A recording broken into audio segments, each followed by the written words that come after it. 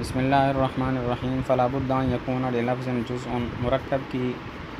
جو ہے وہ شرائط بیان کرتے ہیں۔ مرکب کی 4 شرطیں ہیں۔ نمبر 1 لفظ کا جز ہو، نمبر 2 لفظ کے جز کی معنی پر دلالت ہو، نمبر 3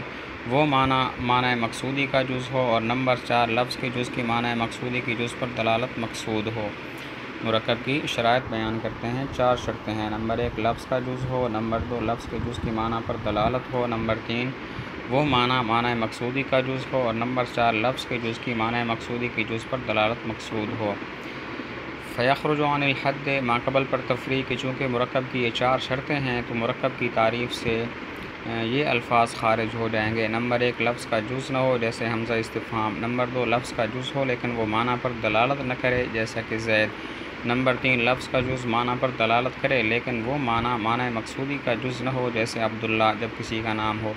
اب اس کا بھی جز ہے جیسے عبدن ہے، اور یہ معنی پر دلالت بھی کرتا ہے جو کہ عبودیت ہے، لیکن یہ عبودیت والا معنی مقصودی یعنی ذات مشخصہ کا جز نہیں ہے۔ نمبر 4 لفظ کا جز ہو، معنی مقصودی کی جز پر دلالت بھی کرتا ہو لیکن وہ دلالت مقصود نہ ہو، جیسے حیوان ناطق جب ہم کسی شخص کا نام رکھ دیں تو یہاں پر لفظ کا جز بھی ہے حیوان اور ناطق، اور یہ معنی پر بھی دلالت کرتا ہے، حیوان حیوانیت پر، ناطق ناطقیت پر دلالت کرتا ہے، اور یہ معنی مقصودی کا جز بھی ہے، یہ معنی مقصودی یعنی ذات مشخصہ کا جز بھی ہے، لیکن اس دلالت کا ارادہ نہیں کیا گیا کیونکہ حیوان ناطق جب کسی کا نام ہو تو اس سے مقصود صرف ذات مشخصہ ہوتی ہے اور کچھ نہیں ہوتا۔ ترجمہ فلا بد پر ضروری ہے کہ لفظ کے لیے جز ہو، اور یہ کہ اس کی جز کی دلالت ہو معنی پر، اور یہ کہ وہ معنی لفظ سے معنی مقصود کا جز ہو، اور یہ کہ لفظ کی جز کی دلالت ہو معنی مقصودی کی جز پر مقصود۔ بس نکل جائے گی تعریف سے وہ چیز کہ نہ ہو جس کا جز جیسے حمزہ استفہام، اور وہ کہ جس کا جز ہو لیکن کوئی دلالت نہ ہو اس کی معنی پر جیسے زید، اور وہ کہ اس کا جز ہو جو دلالت کرنے والا ہو معنی پر لیکن وہ معنی نہ ہو معنی مقصودی کا جز جیسے عبداللہ جبکہ علم ہو، اس لیے کہ اس کا جز ہے جیسے عبد کی جو دلالت کرنے والا ہے معنی پر اور وہ عبودیت ہے، لیکن وہ معنی مقصود کا جز یعنی ذات مشخصہ کا جز نہیں ہے، اور وہ کہ جس کے لیے جز ہو جو دلالت کرنے والا ہو معنی مقصودی کے جز پر لیکن اس کی دلالت مقصود نہ ہو، جیسے حیوان ناطق جب اس کے ساتھ نام رکھا جائے کسی شخص انسانی کا، اس لیے کہ اس کا معنی اس وقت ماہیت انسانیہ ہے تشخص کے ساتھ، تو ماہیت انسانیہ مجموعہ ہے حیوان اور ناطق کے دونوں مفہوموں کو۔ پس حیوان مثلاً وہ کہ جو لفظ کا جز ہے دلالت کرنے والا ہے معنی مقصودی کی جز پر جو کہ شخص انسانی ہے، کیونکہ وہ دلالت کرنے والا ہے حیوان کے مفہوم پر، اور حیوان کا مفہوم ماہیت انسانیہ کا جز ہے، اور وہ جز ہے لفظ مقصود کے معنی کا، اور وہ جز ہے لفظ کے معنی مقصود کا، لیکن حیوان کی دلالت اس کے مفہوم پر مقصود نہیں ہے علمیت کی حالت میں، بلکہ نہیں ہے مقصود حیوان ناطق سے مگر ذات مشخصہ۔ وإلا متن کی وضاحت کرتے ہیں کہ اگر لفظ کے جز سے معنی کی جز پر دلالت کا ارادہ نہ ہو تو وہ مفرد ہے، اور مفرد کی 4 قسمیں ہیں۔ نمبر 1 لفظ کا جز نہ ہو، نمبر 2 لفظ کا جز ہو معنی پر دلالت نہ کرے، نمبر 3 لفظ کا جز معنی پر دلالت کرے لیکن وہ معنی مقصودی کا جز نہ ہو جیسے عبداللہ، نمبر 4 لفظ کا جز ہو معنی مقصودی کی جز پر دلالت بھی کرے لیکن وہ دلالت مقصود نہ ہو۔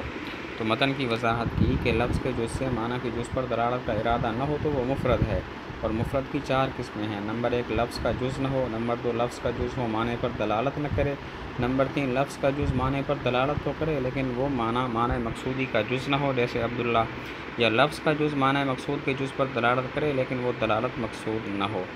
ترجمہ وإلا ورنہ یعنی اگر مقصود نہ ہو اس کی جز سے دلالت اس کے معنی کی جز پر تو وہ مفرد ہے، برابر ہے اس کے لیے جز نہ ہو یا اس کے لیے جز ہو اور وہ دلالت نہ کرے معنی پر، یا اس کے لیے جز ہو جو معنی پر دلالت کرے اور وہ اس معنی کا جز نہ ہو جو مقصود ہو لفظ سے جیسا عبداللہ، یا اس کے لیے جز ہو جو دلالت کرے معنی مقصودی کی جز پر لیکن نہ ہو اس کی دلالت مقصود۔ تو مفرد کی تعریف شامل ہے 4 الفاظ کو۔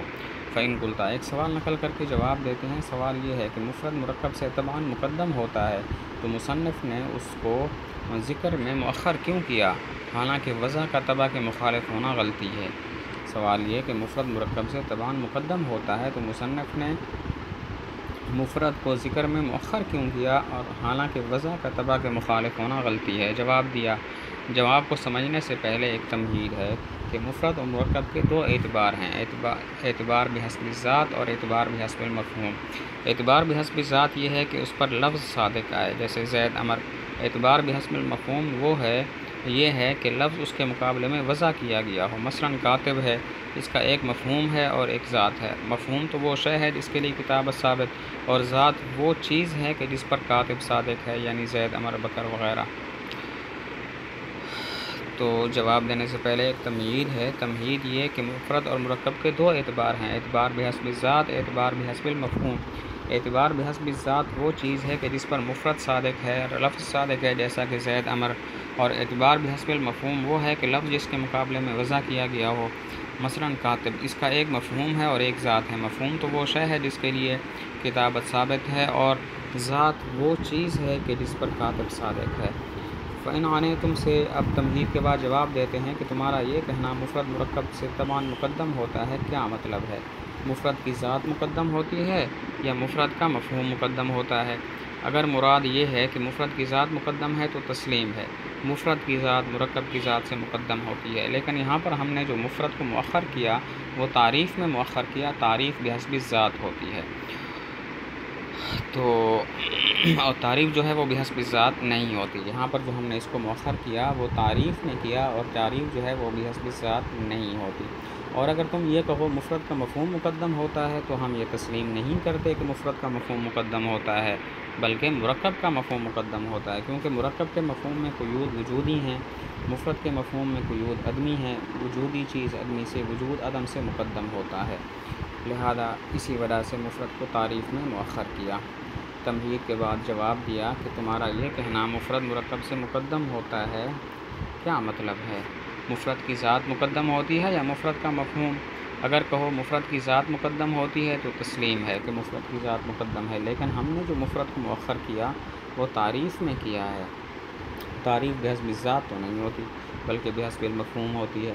اگر تم یہ کہو کہ مفرد کا مفہوم مقدم ہوتا ہے تو ہم تسلیم نہیں کرتے کہ مفرد کا مفہوم مقدم ہوتا ہے، بلکہ مرکب کا مفہوم مقدم ہوتا ہے، کیونکہ مرکب کے مفہوم میں قیود وجودی، مفرد کے مفہوم میں قیود عدمی ہوتی ہیں اور وجود عدم پر مقدم ہوتا ہے، اسی وجہ سے مفرد کو مؤخر کیا۔ مقدمہ فی الاقسام، سوال کا جواب، کیا وجہ کہ مفرد کو اقسام و احکام میں مقدم کیا؟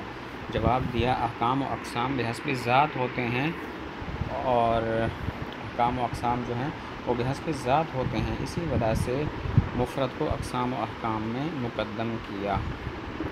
مقدمہ سے ایک سوال کا جواب کہ کیا وجہ مفرد کو اقسام و احکام میں مقدم کیا؟ جواب دیا احکام و اقسام بحسب ذات ہوتے ہیں اور مفرد کی ذات مقدم ہوتی ہے، اسی وجہ سے اقسام و احکام میں مفرد کو مقدم کیا۔ ترجمہ، فَإِن قُلْتَ، پس اگر تم کہو مفرد مقدم ہوتا ہے مرکب پر طبعاً، پس کیوں اس کو مؤخر کیا وضعاً، حالانکہ وضع کا طبع کے مخالف ہونا غلطی کی قوت میں ہے طالب علموں کے نزدیک؟ پس ہم کہیں گے کہ مفرد اور مرکب کے دو اعتبار ہیں، ان میں سے ایک بحسب ذات ہے اور وہ ہے کہ جس پر صادق و مفرد یعنی زید امر وغیرہ، اور دوسرا بحسب المفہوم ہے اور وہ ہے کہ وضع کیا گیا ہو لفظ اس کے مقابلہ میں، جیسا کہ کاتب مثلاً، اس لیے کہ اس کا ایک مفہوم ہے اور وہ شے ہے جس کے لیے کتابت ہو، اور ذات ہے اور وہ ہے کہ جس پر کاتب صادق ہو یعنی انسان کے افراد۔ پس اگر تم مراد لو اپنے اس قول سے کہ مفرد مرکب پر مقدم ہوتا ہے طبعاً، یہ بات کہ مفرد کی ذات مقدم ہوتی ہے مرکب کی ذات پر تو مسلم ہے، لیکن مفرد کو یہاں مؤخر کرنا تعریف میں ہے، اور تعریف بحسب ذات نہیں ہوتی بلکہ بحسب المفہوم ہوتی ہے۔ اور اگر تم مراد لو کہ مفرد کا مفہوم مقدم ہے مرکب کے مفہوم پر تو یہ تسلیم نہیں، یہ ممنوع ہے، کیونکہ وجود مرکب کے مفہوم میں وجودی ہیں اور مفرد کے مفہوم میں عدمی ہیں، اور وجود تصور میں مقدم ہوتا ہے عدم پر، پس اسی وجہ سے مفرد کو مؤخر کیا تعریف میں، اور اس کو مقدم کیا اقسام و احکام میں، اس لیے کہ وہ بحسب ذات ہوتے ہیں۔